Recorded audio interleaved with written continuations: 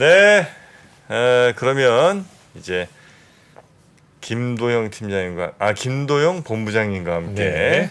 오늘 또 시장 이야기 또 ETF 얘기 좀 들어보도록 하죠. 네. 삼성자산운용 김도영 본부장님 어서 오십시오. 안녕하십니까? 네, 안녕하세요. 네, 김도영입니다. 네. 조금 이르지 않았을까요? 네. 많이 잃는 것 같고요. 그럴 리가 있나요? 아니 굉장히 저 이제 젊으신 걸로 그렇죠. 보기보다 또 또 경력이 또 안 많지 않군요. 아니요, 보기보다 어리다고. 그런데 본부장님이 되셨어요. 딴 것보다 요즘 ETF 시장이 또 경쟁이 첨예하잖아요. 맞습니다. 이럴 때 또 중요한 역할을 더 담당하시게 되어서 심적으로도 많이 부담되실 것 같아요. 맞습니다. 부담이 상당히 크고요. 네네. 이런 방송 이렇게 찾아뵙는 시간 한 1초 1초를 정말 잘 쓰고 싶은 마음이 더 커졌습니다. 네, 알겠습니다. 자, 그러면 우리 김도영 본부장님과 함께 오늘은 어떤 이야기부터 좀 가봅니까? 네. 오늘 또 선물도 있으실 것 같은 느낌이 있습니다. 좀. 맞습니다. 뭐 이게 제가 뭐 꼭 승진을 했다기보다는 오늘도 이제 장이 좀 힘들었고 제가 꼭 찾아뵙는 날에는 장이 좀 힘들더라고요. 그래서 네. 에너지라도 좀 제가 뭐 여러분의 에너지가 되긴 좀 어렵지만 작은 소소한 이벤트를 막판에 좀 준비를 했습니다. 네. 그래서 기대해 주시고 보셔야 되겠네요. 네. 그리고 어김없이 뭐 월별 좀 ETF 플로우 좀 전해드리고요. 관심 있는 ETF들 좀 제가 비교를 좀 해봤거든요. 네. 그래서 한번 하나하나 같이 살펴보시면 어떨까 이렇게 생각이 듭니다. 좋습니다. 사실 지난달 출연하셨을 때도 그 한 1분기에 대한 정리를 한번 쭉 해주신 다음에 이제 그게 너무 좋았었거든요. 네. 그러니까 딱 지금 2분기의 시작 시점에서 그렇죠. 한번 그 동향에 대한 부분 더 네. 한번 살펴보면 도움이 될 것 같아요. 막 이렇게 혼란스럽고 복잡할 때 이렇게 ETF 흐름 같은 거 보면 또 시장이 오히려 단순하고 심플하게 보이기도 맞습니다. 하니까 네, 맞습니다. 그렇게 한번 오늘도 정리해 보겠습니다. 네, 정리 한번 잘 해보겠습니다. 네. 네, 일단은 주요 ETF 투자자들의 월별 순매수 추이를 자료와 함께 한번 보시도록 하겠습니다. 네네. ETF 투자자들이 뭐 ETF뿐만 아니라 주식시장에 참여하시는 투자자 주체는 사실 되게 많거든요. 네네. 근데 제가 대표적으로 ETF를 많이 거래하는 개인, 저희와 같은 개인이죠. 네. 그리고 은행도 뭐 고유 자금도 있지만 은행에서도 이제 신탁이라는 상품으로 ETF가 상당히 활발하게 거래가 되고 있거든요. 그렇군요. 그래서 은행의 주체들 그리고 이제 사모펀드 어떤 ETF들을 사고 팔았는지 월별로 좀 보겠습니다. 월로 보시면 일단 개인은 1월에 엄청 많이 사셨죠. 네. 파란 막대기가 이제 개인이시고요. 그다음 2월 좀 소강 상태였다가 3월에 이제 엄청 매도. 예. 네. 이번 달에도 엄청 파셨습니다. 네. 예, 어떤 상품을 팔았는지는 매도하셨는지 좀 뒤에서 살펴보고요. 네. 은행을 보면은 1, 2, 3월을 모두 순매도였습니다. 이 그렇군요. 빨간색인데 1월에 2,400억, 3월에 많이 팔았네. 3월에 많이 팔았죠. 3월은 사실 특징적으로 2차 전지 관련 ETF들을 은행에서 이제 차익 실현으로 대량 매도가 이제 나왔습니다. 저 은행들이 고객 돈 갖고 하는 거야? 아니면 은행들이 본인들 자산으로 하는 거예요? 둘 다인데요. 네. ETF를 주로 투자하시는 주체는 예전 이제 일반 은행에서 이제 펀드 가입하시듯이 네네네네. 신탁 ETF 신탁 상품이 있거든요. 예, 신탁 상품으로 가입한 일반 고객분들의 자금을 이제 판매를 하시는 거죠. 신탁 상품. 그렇게 가입하시는 금액들도 시장에서 꽤 크거든요. 그렇더라고요. 네, 그 중요한 주체이기 때문에 그런데 이제 2차 전지에서 수익이 많이 났잖아요. 뭐 오늘도 어김없이 그런 얘기들이 많이 나오는데 그렇게 대량 매도를 이제 차익 실현을 통해서 하셨고요. 4월달 들어서는 다시 순 매수를 전환을 했습니다. 저거는 이따가 좀 알아봐야 되겠네요. 네, 뭘 어떤 사셨는지 상품. 되게 궁금한데요. 네, 이렇게 계속 매도하시다가 4월에 선택한 상품은 뭘까 음. 이런 것도 제가 좀 준비를 했으니까요. 같이 네. 보시면 될 것 같습니다. 마지막으로 이제 사모펀드 같은 경우는 이제 뭐 우리 계속 샀네. 네, 펀드 시장은 사실 저도 네. 요새 펀드 시장을 떠나온 지가 몇 년 됐는데 공모펀드, 사모펀드라고 이제 흔히 많이 구분을 하시잖아요. 네. 근데 사실 공모펀드 시장은 좀 이제 힘든 시기를 계속 겪고 있고 반대로 이제 사모펀드는 그래도 좀 매수가 좀 많이 자금 투자 유치가 좀 있는 걸로 알고 있습니다. 그래서 네네. 꾸준히 1월부터 해서 4월까지 연초에 1조 정도 계속 순매수를 했다. 이렇게 좀 플로우를 정리를 해드릴게요. 그렇군요. 네, 제가 이제 다른 주체로는 이제 뭐 연기금이라든지 보험사, 뭐 자산운용이라고 불리는 투신사들, 네. 기타 법인 등이 있는데요. 사실 여러분들이 이런 플로우를 보실 때 아셔야 될 거는 ETF가 이런 유통시장에서 거래하시는 것도 있지만 발행시장에서 이제 설정원매라는 제도가 있거든요. 네. 그게 뭐예요? 이제 법인 기관 투자자들이 네. 이렇게 저희가 9시부터 3시 반에 장중에 거래하는 게 아니라 네, 네. 이제 발행 시장이라고 해서 거기서 이제 어떻게 보면 장외 거래라고 쉽게 생각하시면 될 것 같아요. 네. 그래서 예를 들어서 정프로님께서 어떤 법인이세요. 그래서 저희 ETF를 100억을 난 매수할래라고 하셨을 때 이런 HTS나 MTS로 주문을 내시는 게 아니라 어떤 유동성 공급업자를 통해서 네. 100억을 설정을 할 수가 있거든요. 설정을 한다. 네, 블락 딜의 형태라고 보시면 될 것 같아요. 네. 그렇군요. 새로 100억을 저희가 받아서 ETF로 전해드리는 이런 작업을 설정한매라고 불리는데요. 그런 숫자는 여기 들어가지 않는다라고 해서 보통 기관 투자자들은 ETF 투자를 설정한매 방식으로 많이 합니다. 그 금액이 훨씬 커요. 큽니다. 그러니까 주체 저희가 사실 ETF의 장점은 한 줄 뭐 10,000원 가지고도 살 수 있는 장점은 있잖아요. 열몇 줄을 맞습니다. 네. 이건 개인 투자자들은 그렇게 하는데 기관 투자자분들은 아무래도 금액 규모가 좀 크다 보니까 시장에 한 번에 이렇게 매수를 하기보다는 어떠한 일정한 가격으로 정해서 설정하는 작업을 그러면 합니다. 그때는 그 큰 고객들한테는 좀 싸게 도매가로 줍니까? 차이는 그렇게는 안 하고요. 가격은 동일한데 그럴 것 같은데. 설정한매라는 거는 네. 설정한매라는 거는 이 저희가 유통시장에서 이제 HTS나 MTS로 여러분들이 거래하실 때는 약간의 괴리율이라는 게 발생하잖아요. 한 번에 세게 네. 너무 많이 들어오면 이게 가격이 막 이렇게 갑자기 맞습니다. 그런 변동을 것도 하니까. 방지하고 아무래도 시장 여러분들이 ETF를 거래하실 때는 괴리율이라는 걸 꼭 보셔야 되거든요. 괴리율이 네. 이제 시장 가격하고 장중에 추정하는 추정가 아이나브의 차이를 말하는데 그 괴리율이 아무래도 작은 거를 고르시는 게 맞거든요. 장중에 호가가 이렇게 막 벌어져 있으면 또 안 되잖아요. 그런 걸 좀 방지하고자 기관 투자자들은 이제 설정 환매라는 네. 방식으로 들어옵니다. 원래 그러면 이게 이제 뭐 10,000원에 시작한 ETF인데 한 막 사람들이 많이 사면서 12,000원이 됐어요. 네. 그 주가들 막 오르고 그래서. 근데 이제 뭐 갑자기 한 100억짜리가 들어와요. 그럼 원래는 이제 시장 장중에 들어오는 가격이 막 이게 막 왔다 갔다 그렇죠. 해야 되는데 이제 그렇게는 안 하고 네. 고가격은 그대로 유지가 된다는 거죠. 네, 그 네. 시장 가격에 영향을 주진 않는 걸로 그렇죠. 그들이 들어온다. 네.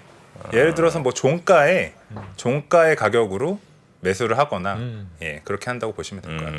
그래서 알겠습니다. 장중에 흔들리지 않고요. 조금 약간 다소 뭐 어려운 얘기였지만 어쨌든 플로우는 주로 이제 여러분들께서 보실 때 개인이나 은행 정도를 주로 많이 보시면 네. 어느 걸 많이 사는지를 좀 보실 수가 있습니다. 네. 그랬고요. 이번 달에 4월에 개인 투자자 분들이 가장 많이 순매수한 상품이 뭘까 해서 7개를 뽑아봤습니다. 네네. 상당히 좀 재밌는 결과가 나타났는데요. 네. 와. 일단 제가 제목을 2차 전지 산업의 진심인 개인이다 네네. 이렇게 좀 적어봤습니다. 왜냐하면 그 1번을 보시면 그 솔 신한자산운용의 네. 2차 전지 소부장이라는 ETF가 4월에 뒤늦게. 상장을 했습니다. 뒤늦게 상장을 뒤늦게 했죠. 상장을 했는데 네, 제일 많이 그렇네요. 폭풍 매수를 네네. 하셨습니다. 와. 제가 이제 뒤에도 이제 어떤 상품인지 설명을 드릴 건데요.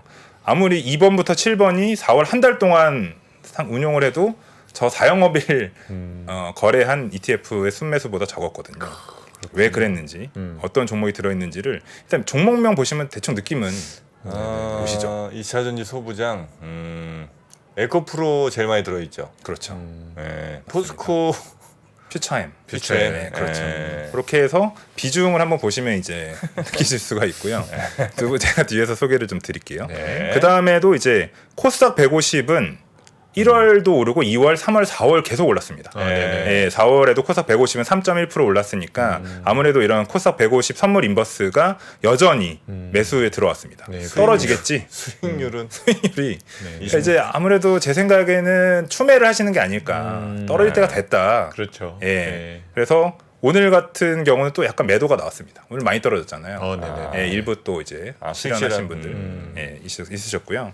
그 다음에 재밌는 거는 또 이제 세 번째에 달러 선물 인버스 2X 이거는 달러 인덱스에 하는 거예요? 아니면 달러 선물입니다. 달러 원, 달러 원 선물이죠. 환율에? 환율. 에... 그러니까 잘 아시는 것처럼 달러 인덱스는 좀 안 좋았어도 달러 원화는 워낙 약세였잖아요. 네네네. 달러 대비해서. 그러니까 이게 한 달 동안에 성과가 좀 났었죠. 사실은 달러가 네네네. 달러 선물이. 그러니까 이제는 좀 떨어지지 않겠냐. 환율 변동성이 커지니까는 네. 먼저들 관심을 가지신 네. 거네요. 내려올 때가 됐다 환율이. 그런 약간 어떻게 보면 베팅이시죠. 네, 인버스 그렇네요. 두 배는 다 베팅이시고요. 물론 기간 수익률은 마이너스지만 그렇죠. 네. 그래서 있으셨고요. 또 이제 4번, 5번, 6번이 우리나라와 미국의 채. 장기채 장기채들. 울트라 30년 뭐 이런 제가 한번 소개해드린 적도 있었는데 네네네. 그것 때문에 뒤에서 설명을 따로 한번 더 드리겠습니다. 그래서 네. 아시겠지만 금리가 내려올 거다라고 해서 나는 단기채 뭐 짧은 듀레이션 말고 장기 채권의 듀레이션 17년짜리 해서 1% 빠질 때 17%의 수익을 내겠다라는 그런 어떻게 보면 좋은 타이밍이실 수도 있죠. 그렇죠. 그때 센터장님께서도 이제 밴드 플레이도 같이 이제 말씀해 주셨었는데 네. 그런 전략에서도 좀 이런 자금들이 들어왔고 아시는 것처럼 어제 이제 미국 국채 금리가 좀 급락을 하면서 오늘은 또 일부 또 매도를 하셨어요. 예, 차익 실현을 또 하시는 되게 개인 투자분들이 정말 스마트해지셔서 예전에는 이제 손절을 많이 하셨는데 지금은 익절 차익 실현을 정말 많이 하세요. 그렇죠. 네, 저도 좀 본받고 싶습니다. 그리고 마지막에 네. 이제 바이오 ETF가 바이오. 갑자기 등장합니다. 4월. 바이오? 4월달에 이제 좀 바이오주들이 좋았죠. 아, 그랬나요? 네.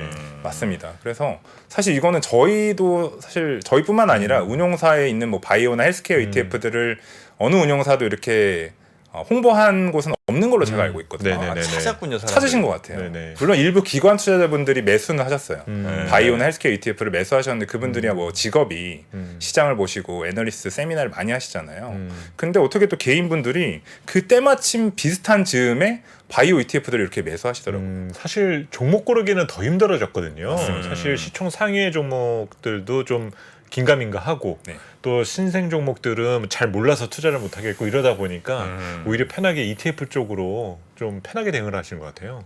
맞습니다. 사실 바이오 종목을 보시면 제가 아는 종목은 사실 잘 없더라고요.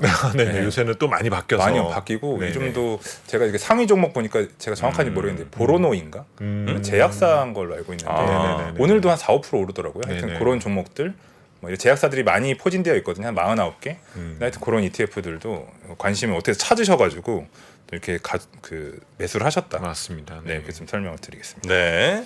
그래서 네. 바이오는 뭐 제가 또 나중에 한번 또 설명 좀 드릴 시간이 있으면 한번 말씀드리겠습니다. 한번 한 수 정말 배우는 시간으로 바이오는 뭐 정프로죠. 바이오는 또 네. 프로님으로 자, 하고요. 그렇게 이제 많이들 네. 사셨고요. 그래서 아까 보셨던 1번 폭풍 매수한 2차전지 소부장이 도대체 뭔지를 다른 2차전지 ETF들하고 좀 제가 비교한 차트를 만들어봤습니다. 어우, 예, 이거 좋네요. 네, 그래서 이런 걸 아시고 제가 뭐 어느 회사 상품을 하셔도 되는데 네네. 본인의 컬러가 뭐에 맞으신지를 좀 네네네. 알아보시면 좋을 것 같아요. 일단 가운데 상품이 소울의 2차전지 소부장. 네. 이 FN은 이제 지수 사업자 이름이니까요. 크게 신경 안 쓰셔도 됩니다. 4월 25일에 상장한. 네, 아주 따끈따끈한 신상이고요. 네. 보시면은 20개 종목인데 소부장이니까 이제 소재, 부품, 장비 네네. 기업만 포함을 합니다. 그리고 지주사도 편입을 합니다. 그래서 근데 종목 투자 상한은 한 종목당 10%까지 투자가 가능합니다. 네. 그리고 정기 변경. ETF는 기초 지수의 정기 변경을 꼭 보셔야 되거든요. 네네. 그게 연 2회고 6월과 12월이다. 오. 보시면 그래서 이제 종목을 보실게요. 아까 우리 정프님께서 말씀하신 것처럼 네. 에코프로가 25.3%. 아. 4월 말 기준으로. 비중이 높구나. 예, 에코프로 BM이 13.8%. 이 두 종목을 합치면 한 49%가 되죠. 아, 죄송합니다. 39%가 되죠. 네. 그리고 포스코 퓨처엠 9%까지. 이 세 종목의 합이 이제 거의 이제 50% 가까이 가고 이제 LNF 소재주 그리고 포스코 홀딩스까지. 아예 그러니까 무슨 엔솔이라든지 SK 이노 이런 건 아예 안 담고 네. 그냥 소부장으로 집중. 소부장만 한다. 예, 맞습니다. 개인들이 여기에 이제 열광하신 거군요. 그렇죠. 저기서 저거는 뭔가요? 종목 투자 상한은 10%인데 에코프로가 25%. 아, 역시 날카로우신 질문이셨어요. 이게 정기 변경을 6월, 12월에 하잖아요. 네네. 그러니까 이게 ETF는 상장을 사실 4월에 하더라도 지수 발표는 그 이전에 먼저 시작을 하거든요. 아. 그래서 먼저 발표했을 때 12월에 에코프로가 예를 들어 10%였는데 연초 이후에 급등을 하니까 급등해서. 계속 비중이 계속 올라가는 거예요. 그래서 이 비중은 이 지수 룰에 따라서 네네. 6월에 네네. 다시 이제 조정을 하게 됩니다. 아, 그렇게 그렇군요. 되면 사실 ETF가 줄 수 있는 영향이 시장에 있을 수도 있습니다. 오, 그렇네요. 예, 이게 만약에 이 ETF 상품이 현재 600억 정도 되는데 상당히 규모가 커져서 뭐 예를 들어 저희 코덱스도 그렇고 타이거 ETF도 1조 원이 좀 넘거든요, 현재. 네, 그렇네요. 엄청난 이제 메가 ETF가 됐을 때 시장에 이제 아무래도 매도를 해야 되니까 시장이 줄 수 있는 충격이 있을 수 있죠. 그렇네요. 네. 그만큼 이제 이런 상품들이 이 상품이 그래서 소부장이 새로 이렇게 나왔다라고 네. 해서 사실 올라갈 때는 화끈하게 올라가고요. 그렇네요. 빠질 때도 이제 화끈한 불같은 아주 뜨거운 ETF입니다. 네. 그리고 저번에 이제 제가 코덱스 2차전지 산업과 타이거 2차전지 테마는 한번 이제 정리해드린 적이 있었는데 기억하셔야 될 거는 모두 이제 배터리 셀하고 소부장 기업들을 모두 다 투자하는 상품인데 네네. 차이는 코덱스는 종목 상한이 20%, 타이거는 10%. 그러다 보니까 10%. 예 상위 종목 비중이 상당히 코덱스가 높습니다. 그러네요. 네네. 예 포스코 퓨처엠, 에코프로 BM이 뭐 17% 이상 삼성 SDI, 엔솔도 15% 이상, 14%, 16.7% 이렇게 되어 있고요. 반대로 이제 타이거 2차전지 테마는 10% 좀 넘는 좀 분산이 잘 돼 있고 네. 그래서 좀 집중했다이고요. 그래서 지주사가 없습니다. 그래서 에코프로가 없어서 네네. 수익률이 최근에는 조금 상대적으로는 좀 밀리는 에코프로가 뭐 꺾이진 않으니까 뭐 제가 그렇죠. 바라는 건 아닙니다. 네네네. 바라는 건 아니고 그렇기 때문에 이런 차이가 있으니까요. 여러분들께서 좀 잘 보시면 어떨까 음흠. 예, 이렇게 생각을 하고 있습니다. 네. 이런 상품들이 나왔으니까요. 좀 지켜보시면 될 것 같고요.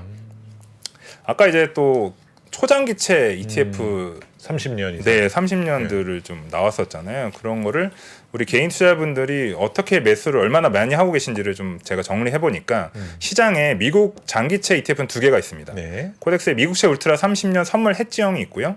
에이스의 미국 30년 국채 액티브 해지형이 있습니다. 이건 3월에 신규 상장한 또 이것도 이제 신상 ETF인데요. 이런 ETF들하고 국내의 국고채 30년 ETF도 대표적으로 3개가 있는데 가장 좀 인지도가 있는 거는 요 KB스타, KB자산운용의 국고채 30년 인핸스드 네. ETF입니다. 이 세 종목만 합쳐보니까 1월에는 개인이 160억을 샀는데 계속 매수를 늘리셔서 이야. 4월에는 이제 700억 이상을 네. 매수하시는, 즉 이제 금리 인하에 대한 기대감을 이제 계속 쌓아가시는 것 같아요. 제가 볼 때는. 네. 예, 그래서 이런 상품들이 매수가 계속 됐는데 잘하고 계시네요. 정말 잘하세요. 네. 정말 저는 여기 지금 오늘 이 방송 같이 함께 계시는 시청자분들께서도 정말 수익이 저보다 훨씬 좋으실 거라는 생각이 듭니다. 예, 그래서 그 대표적으로 이제 미국 장기채 투자하는 ETF가 두 개가 있거든요. 네. 2018년에 상장한 코덱스의 미국채 울트라 30년 선물 해지형이 있고요. 최근에 상장한 에이스는 이제 한국투신운용이죠. 한국투자신탁운용의 미국 30년 국채 액티브 해지형이 있습니다. 두 개의 차이는 일단 괄호하고 해지 H가 있으니까 둘 다 이제 환해지입니다. 예, 달러 원 환율의 이제 변동성을 묶어놨죠. 환해지고요. 차이는 이름에 있죠. 코덱스는 선물에 투자하고요. 에이스는 국채 현물에 투자 선물에. 주로 합니다. 네네. 그래서 보시면은 이 여기 주요 투자 종목이 있죠. 거기에 코덱스는 이 CME에서 거래되는 가장 긴 듀레이션을 갖고 있는 채권 네. 선물을 네. 한 93%. ETF, TLT 되게 유명한 아이쉐어제 장기채 ETF죠. 요걸 한 6% 정도 구성을 하고 있고 심플합니다. 선물 투자는 되게 심플하죠, 사실 ETF가. 근데 이제 현물을 투자하는 ETF들은 조금 이제 구성이 좀 복잡하긴 하지만 네. 현물에 투자한다는 장점은 있죠. 그래서 보시면 근데 사실 이제 현물 국채 투자도 하는데 여기는 이제 특이하게 ETF도 상당히 많이 투자합니다. 그래서 TLT 갖고 있고 TMF 제가 뒤에서 한 번 더 정리해드릴 텐데 야수의 심장이라고 했던 이제 미국 국채 3배 레버리지 네네. ETF도 여기 들어 있습니다. 그래서 아마 비중을 맞추기 위해서 저는 이런 ETF들을 담고 있다고 판단이 되고요.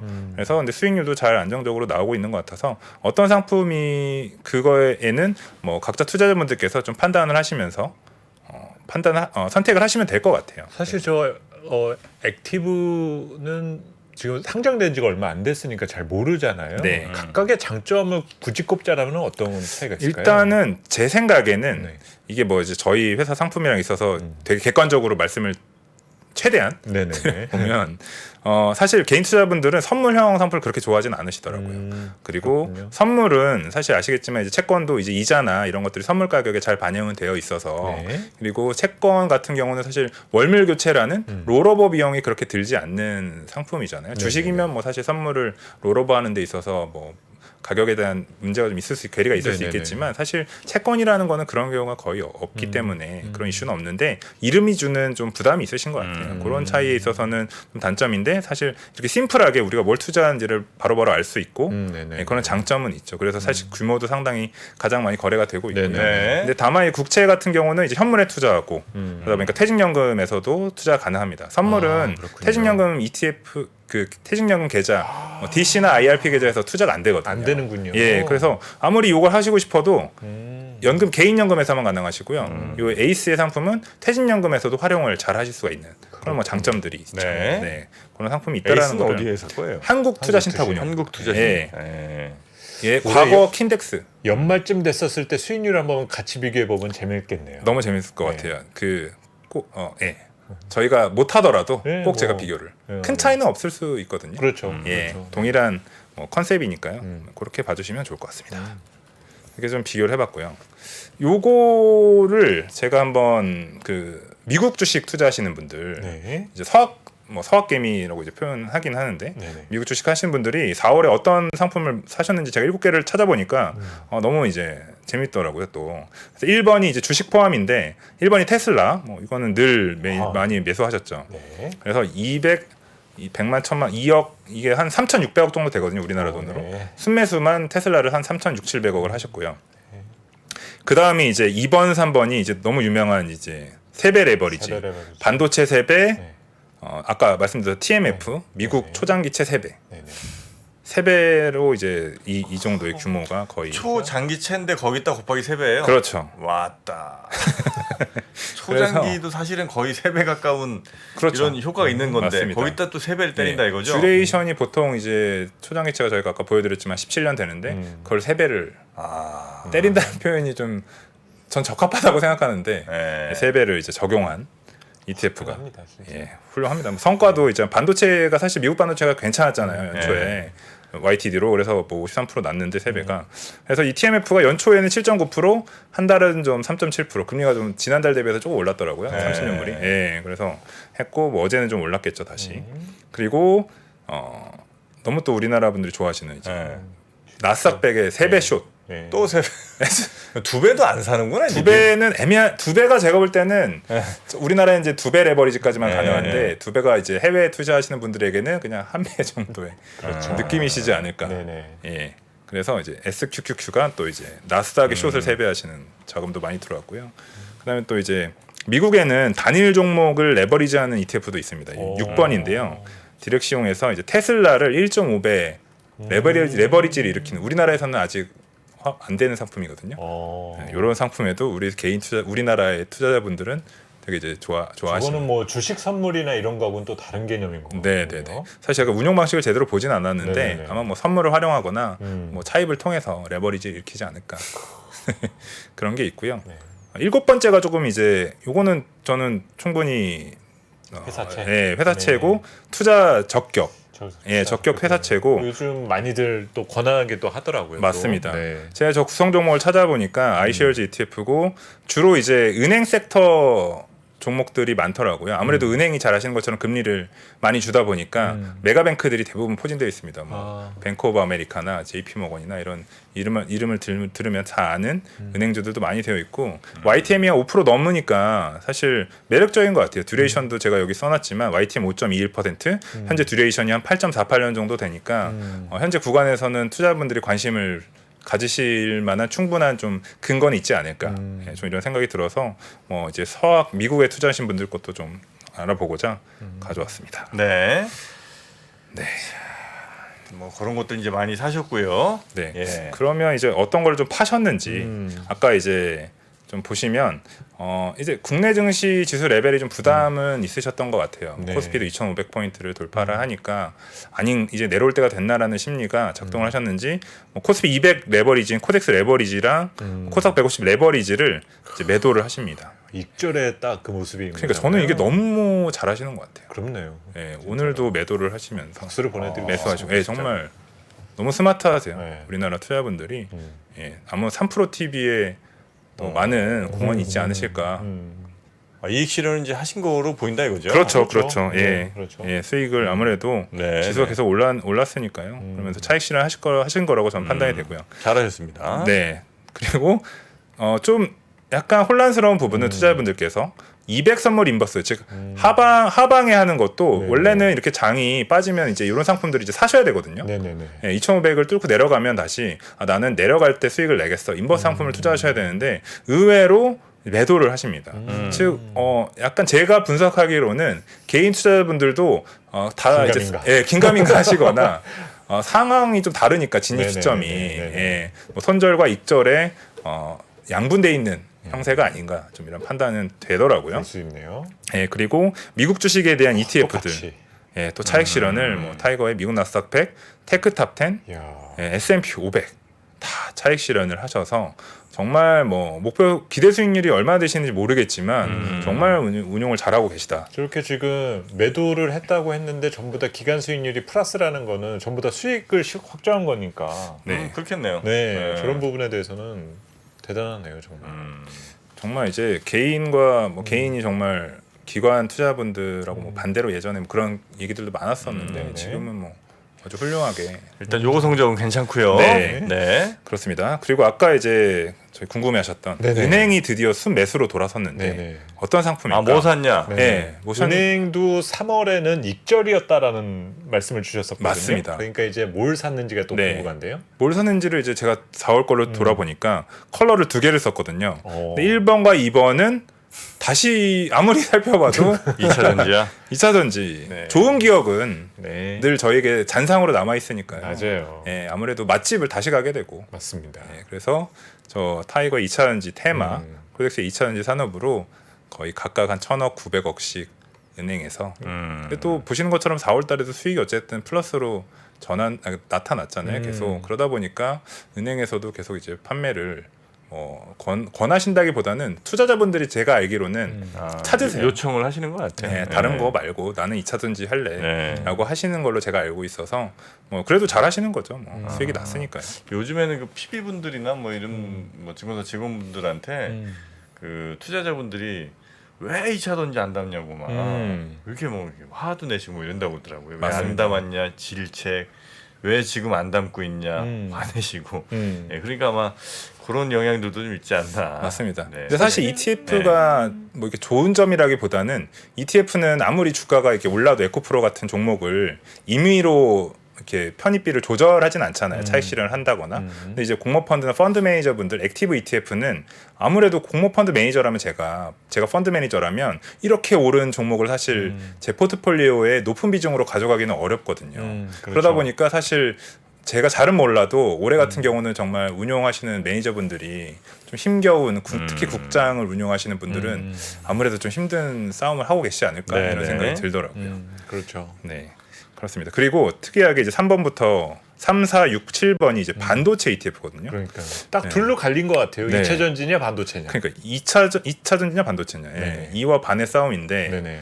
그래서 이제 반도체를 정말 다양하게 이제 시장에서 매수를 하시게 됩니다. 그래서 근데 이제 아시는 것처럼 4번 타이거 반도체와 6번 코덱스 반도체가 이제 동일하게 이제 거래소 반도체 지수거든요. 네네네. 여기에는 그때도 이제 한번 말씀드렸지만 맞아요. 삼성전자가 들어있지 않습니다. 네 맞아요. 예, SK 하이닉스나 제가 뒤에서도 준비를 네네네네. 했는데 들어있으니까요. 그 차이를 한번 설명을 드리겠습니다. 네. 네, 은행들은 반도체와 2차 전지, 특히 네. 이제 금액으로 보면 2차 전지가 더 많긴 많네요. 맞습니다. 네, 그렇게 근데 이제 이제 샀다. 네, 반도체로 좀 이제 전환을 하는 건가라는 시그널을 좀 보는데요. 일단은 기본적인 상품이 이제 타이거의 반도체, 코덱스의 반도체 똑같은데요. 말씀드린 것처럼 제가 파란색으로 표시해 놓은 것만 투자를 검토하실 때 보시면 좋을 것 같아요. 네네. 그래서 타이거 반도체는 국내 대표 반도체 기업에 모두 투자하는데 다만 삼성전자가 없다. 삼성전자는 없다. 예, 없고 종목상은 20%다. 네네. 그래서 보시면 SK 하이닉스가 18%, SK 스퀘어. 네. 이 SK 스퀘어가 이제 지주 회사죠. 그래서 하이닉스의 지분을 갖고 있고 하이닉스의 그 배당이나 이런 것들로 이제 실적이 나는 종목으로 제가 알고 있는데 그런 기업의 13.7%. 이 두 기업이 이제 한 30% 가까이 넘는 비중을 차지하고 있죠. 네. DBI텍, 리노공 뭐 잘 아시는 이제 반도체 파운드리나 소부장 기업들이거든요. 이런 기본적인 반도체 ETF를 일단 타이거 상품으로 공부를 한번 해보신 후에 이제 그러면 반도체가 뭐 제가 전문가는 아니지만 메모리 반도체와 비메모리 반도체로 나뉘잖아요. 같은 말이죠. 비메모리 반도체나 이제 시스템 반도체가 같은 말인데 그래서 요 상품을 비교해 보면 차이는 이 코덱스의 시스템 반도체는 패시브, KB스타의 비메모리 반도체는 이제 액티브 상품이다.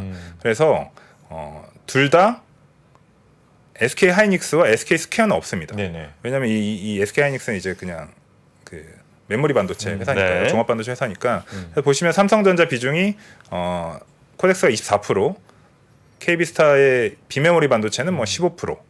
그래서 종목마다의 비중이 좀 다르다. 네네. 그걸 아시면 좋을 것 같고요. 제가 이걸 굳이 두 개를 차이를 해놓은 이유는 여러분이 투자하실 때 액티브 ETF의 운용 그 제한이라는 거를 좀 기억하시면 좋을 것 같아요. 그 공모펀드도 마찬가지거든요. 네. 뭐가 있냐면 개별 종목의 투자 비중이 10%를 초과하면 안 됩니다. 액티브 네. ETF는 네네네. 공모펀드도 마찬가지인데 다만 예외는 거래소의 시가총액 비중이 그걸 초과하게 될 경우에는 네. 예외가 적용됩니다. 그러니까 유일하게 적용되는 건 현재까지는 삼성전자 하나거든요. 그래서 보시면 액티브 ETF지만 삼성전자 비중이 14.6%까지 네네. 올라가 있는 걸 보실 수가 있고요. 근데 그런 것들을 좀 같이 살펴보시면서 반도체에 궁금하신 부분들이 있으면 이런 것들을 살펴보시면 좋을 것 같아서 좀 준비를 해봤습니다. 네. 그래서 보면은 투자 종목 아까 이제 다른 상품 ETF들도 쭉 보여줬지만 투자 종목 수가 이렇게 쭉 나오잖아요. 네. 근데 보면은 조금 전에 코덱스 비메모리 같은 경우는 이제 한 코덱스 쪽들은 한 20여 종목으로 계속 나오는 것 같은데 네. 아까 저 타이거는 40종목까지도 나오거든요. 그 적정한 이 숫자를 정하는 비율이라든지 기준이 있나요? 사실 그 숫자를 정하는 거는 이제 아시는 것처럼 지수 사업자들이 정하게 되는데요. 아무래도 반도체는 그 메모리나 비메모리를 모두 포함하고 물론 이제 삼성전자 들어가 있지 않지만 되어 있고 코덱스가 만든 시스템 반도체나 KB스타의 비메모리 반도체는 테마형으로 하나의 꼭지만 떼서 나오다 보니까 상대적으로 반도체보다는 종목 수가 좀 적을 수 있죠.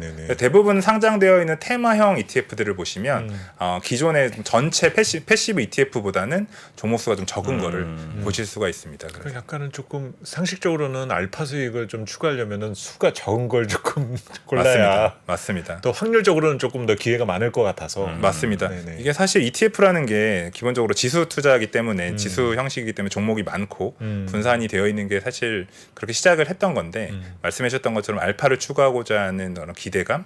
우리나라 투자자분들은 좀 이제 알파를 더 좋아하시니까, 그렇죠. 변동성도 좋아하시니까 네. 그런 상품들이 좀 더 이제 많이 상장되고 있는 모습들을 좀 보실 수가 있습니다. 네. 그래서 종목 수도 지켜보시는 건 정말 좋은 공부라고 생각이 되고요. 맞아요. 자, 그러면 이제 오늘 또 핵심 내용 네. 저 뒤에 숨겨둔 게 있으시죠? 아, 네네네. 그거를 가기 전에 네. 하나를 더 가야 되는데요. 시간이 많지는 않습니다. 많지 않습니다. 네. 그래서 빨리 가겠습니다. 제가 그 유럽 명품이 되게 요즘 핫하죠. 핫하죠. 루이비통이나 에르메스가 시총이 상당히 많이 올라가고 네. 연초에도 실적이 좋거든요. 그러면서 이제 제가 유럽 증시의 시총 1위가 루이비통이더라고요. LVMH 그 기업이 이제 넘었는데 이런 거에 10개만 모아서 투자하는 ETF를 상장을 해서 시장에서 2개가 있습니다. 그래서 여러분들이 이거를 좀 보시면 좋을 것 같아서 유럽 기업에 10개 투자하는 코덱스의 유럽 명품 탑 10이 있고요.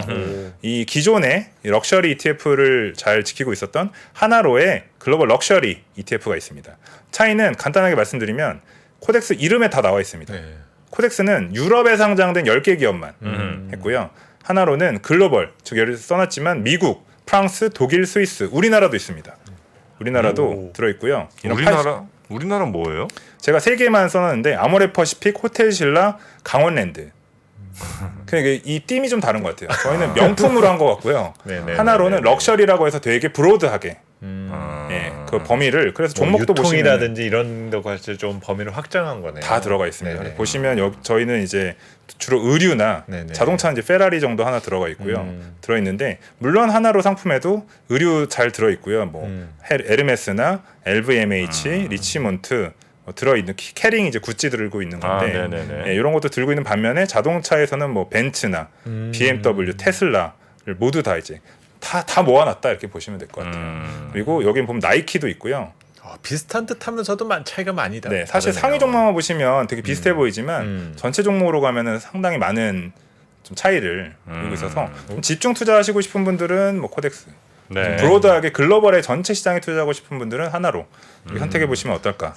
오히려 하나로 쪽은 경기 흐름에 대한 반영이 더 많을 것 같고, 맞습니다. 이쪽은 오히려 그냥 순수하게 진짜 명품 주식들. 네, 맞습니다. 리치몬드 이건 뭐예요? 리치몬트가 백화점 뭐 그런 거 아닌가요? 그 브랜드도 맞습니다. 근데 여기서 이제 저희가 소개해드리려고 했던 거는 이제 시계나 제가 뒤에 이렇게 좀 시계 브랜드들이 정리를 있어요. 네, 까르띠에 다 뭐 집에 하나씩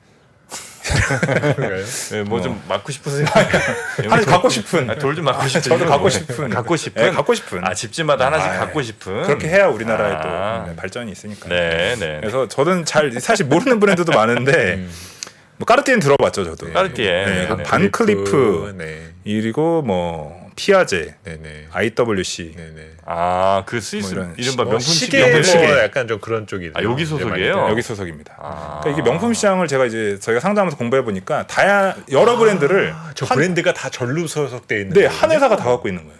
그렇군요. 네, LVMH도 루이비통, 디올, 셀린느, 불가리, 티파니도 최근에 인수했더라고요. 미국의 티파니. 아 맞아요. 지금 이제 약간 연합된 약간 네. 그런 상황이니까. 네, 그런 기업들이 재밌더라고요. 역사가. 어. 캐링도 뭐 구찌, 생로랑, 보테가 베네타 뭐 이름만 들어본 발렌시아가 네네네. 네, 뭐 이런 것들을 들고 있습니다.